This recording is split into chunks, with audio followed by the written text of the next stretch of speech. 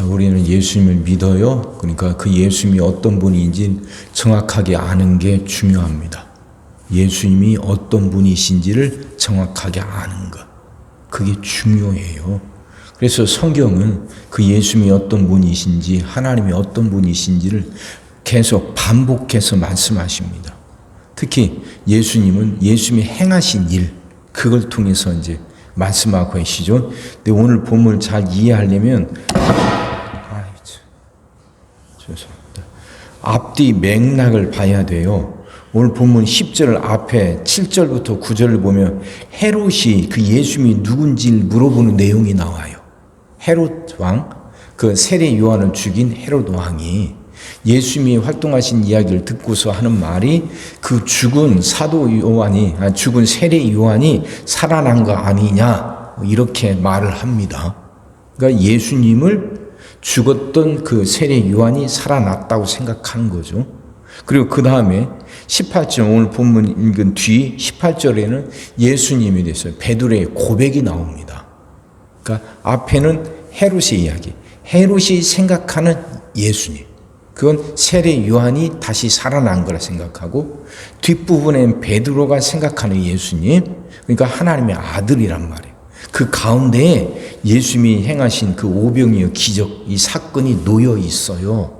그러니까 이게 무슨 의미냐면, 예수님이 헤롯이 생각하는 그게 아니라, 그리고 베드로가 생각하는 하나님의 아들을, 그건 맞는데, 그럼 그 예수님이 이 땅에 오셔서 하신 일이 뭔가, 그러니까 예수님이 어떤 분이신가, 그걸 말하는데, 그건 예수님이 우리를 배부르게 하시는 분이다 하는 거예요. 배부르게 하시는 분. 그러니까 오병이어 기적이 배고픈 사람들의 그 배고픔을 해결해 주신 분이에요. 배부르게 하시는 분이에요. 우리 삶을 풍성케 하시는 분이시고, 우리의 필요를 채우시는 분이셔요. 그걸 강조하는 거예요. 그래서 오병이어 기적이 누가는 이렇게 배치를 한 거예요. 성경에 편집이 된단 말이죠. 예수님의 사건들이 있고 예수님의 어록들이 있어요. 그것을 그냥 아무 생각 없이 그냥 쭉 나열한 게 아니란 말입니다.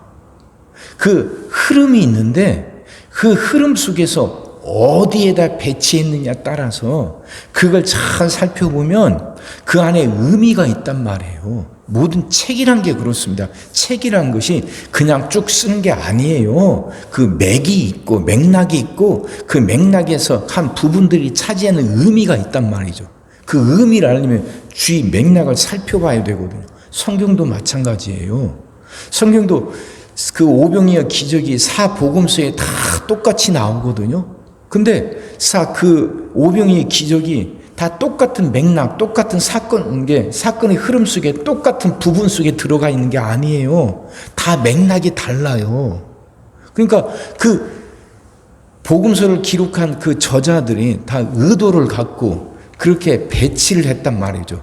그 배치를 통해서 하고자 하는 말이 있단 말이에요. 숨어있는 그 메시지가 있죠. 그래서 이것을 그 행간을 읽어야 된다, 그렇게 말하는 거 아닙니까? 그러니까 예수님이 어떤 분인가 의문을 갖게 만들고 그 사이에 이 사건을 배치해서 예수님은 이런 분이다. 다시 말하면 우리를 배부르게 하시는 분이다. 이 이야기를 하고자 하는 거예요.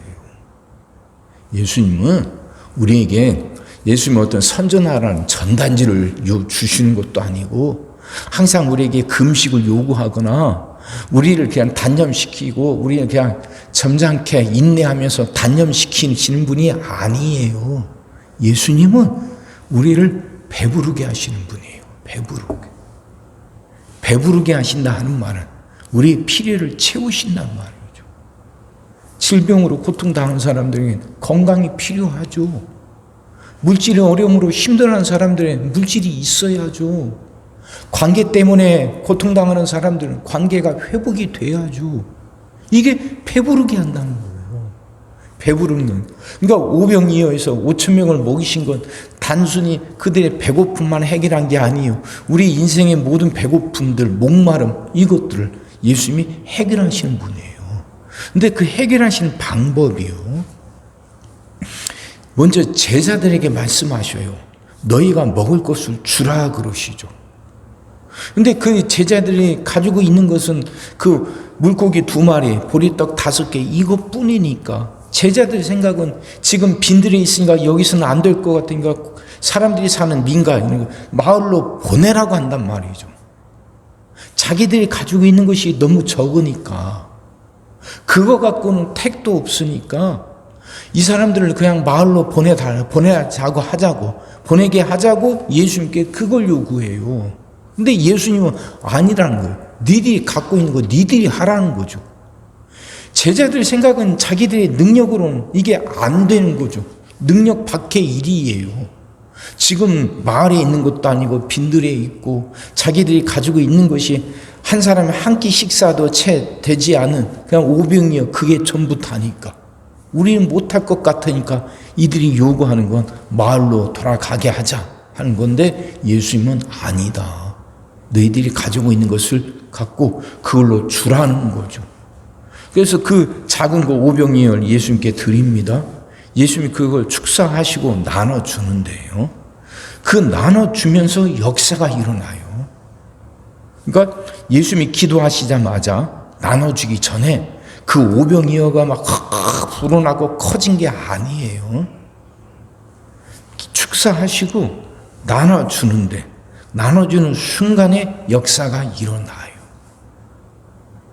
여러분, 이게 믿음 아닙니까? 기도하신 다음에 그걸 제자들에게 주시고 제자들로 하여금 나눠주게 하시는데 그렇게 나눠주는 순간에 역사가 일어나서 그 많은 사람이 다 먹고도 12광주리가 남아요. 이건 믿음이에요. 요단강 걷는 거 기억하시죠? 요단강은 그 강이 갈라지고 난 다음에 건넌 게 아니에요. 강은 지금 그때 요단강은 1년 중 물이 가장 많을 때고 물살이 굉장히 빠르게 지금 흘러가는 때예요. 지금 그들 눈앞에는 요단강에 강이 막 물이 철철 넘치고 있어요. 지금 눈앞에는. 근데 법궤를 맨 제사장들이 먼저 그게 발을 내디디자 그렇게 철철 넘치고 빠르게 흘러가는 강에 발을 내디딜 때 그 강이 갈라져요. 자주 말씀드렸죠. 홍해바다는 갈라지고 난 다음에 건너지만 요단강은 아니에요. 흐르고 있는 강에 발을 내디뎌야 건널 수 있는 거예요. 홍해를 건넜다 하는 말은 우리가 구원받았다는 의미죠. 애굽이라는 것이 죄를 상징하고 죽음을 상징하니까 그곳에서 나왔다는 것이 구원이죠. 그러니까 홍해바다가 갈라지고 난 다음에 나와요. 구원은 그렇게 전적인 은혜로 주어지는 거예요. 근데 요단강을 건너서 들어갈 곳은 가나안 땅입니다. 젖과 꿀이 흐르는 땅이에요. 축복의 땅이에요. 근데 그 축복의 땅으로 들어가기 위해서는 강이 먼저 갈라지지 않아요. 흐르고 있는 강에다가 내가 먼저 발을 내디뎌야 돼요. 믿음이에요, 믿음. 내 믿음의 행위가 먼저 있어야 되는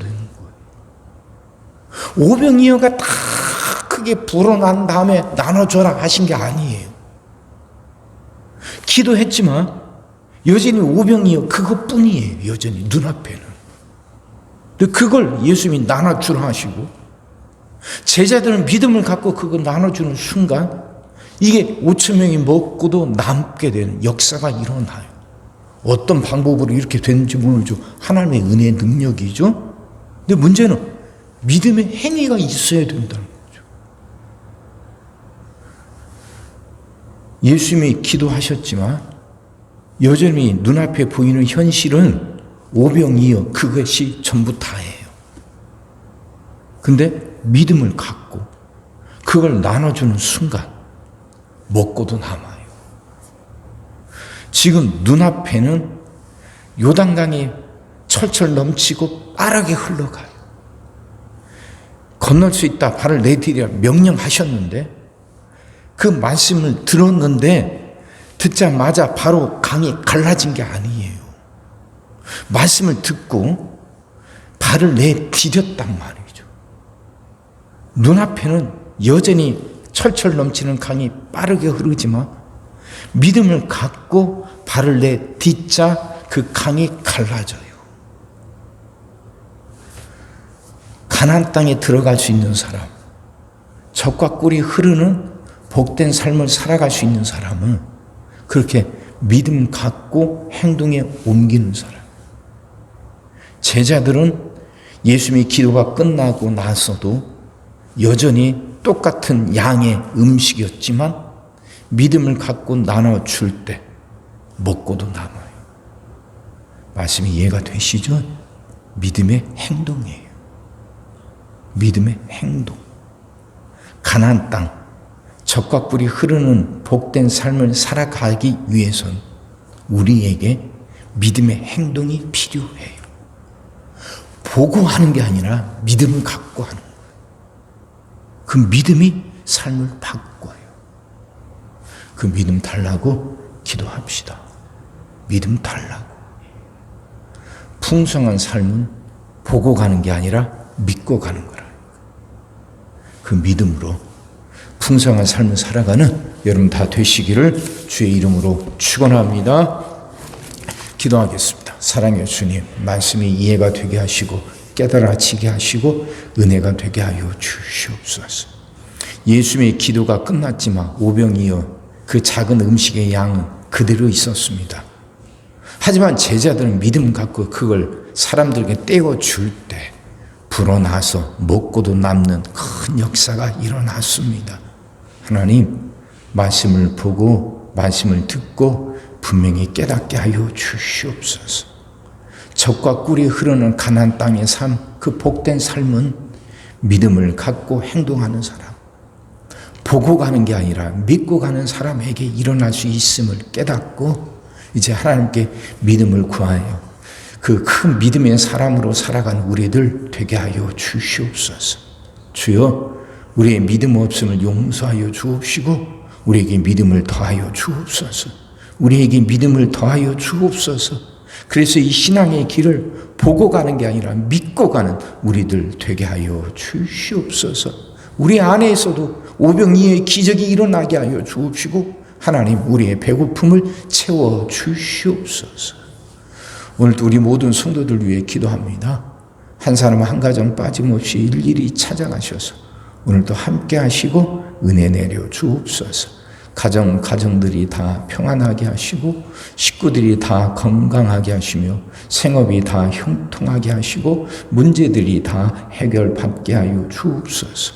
우리 자녀들 축복하시고 앞길을 열어 주옵소서. 우리 자녀들이 하나님을 사랑하게 하시고 말씀을 지키게 하시며 하나님께 영광 돌리는 일꾼들로 살아가게 하여 주옵소서.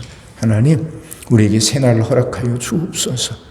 성도들은 질병을 이겨내고 물질의 어려움을 극복하고 수많은 문제들을 해결하며 살아가게 하시고 교회 안에서는 예배가 살아나 빈자리가 가득 채워지며 언제나 생명의 역사가 일어나게 하여 주옵소서. 하나님, 이제 4월 4일이며 헌재의 결정이 납니다. 하나님, 이제 혼돈이 끝나게 하여 주옵소서.